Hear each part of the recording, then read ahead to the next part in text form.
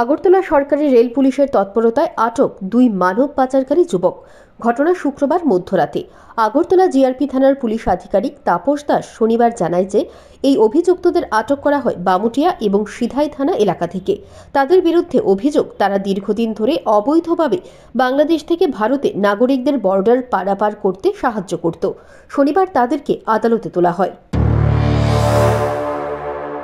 আমরা মধ্যরাতে আগরতলা জিআরপি থানা এবং বিএসএফ এবং লোকাল যে পিএস আছে সিদাই পিএস, লেফুঙ্গা পিএস এবং বামুটিয়া ফাঁড়ি, আমরা কালকে একটা জয়েন্টলি রেড করি। তো আমাদের দুজন একুশ ছিল ওইখানে, যাদের বাড়ি যাদের আমাদের আগরতলা জিআরপিএস কেসে ওয়ান্টেড ছিল। অ্যাকচুয়ালি তারা ওই যারা ইলিগেলি ভাবে বাংলাদেশ ইন্ডিয়া বর্ডার ক্রস করে আমাদের আগরতলা রেস্টুরেন্টে যাওয়ার চেষ্টা করতো, আমরা যাদেরকে অ্যারেস্ট করতাম। তো এরকম মামলারই সূত্র ধরে আমরা গতকালকে দুজনকে গ্রেপ্তার করেছি।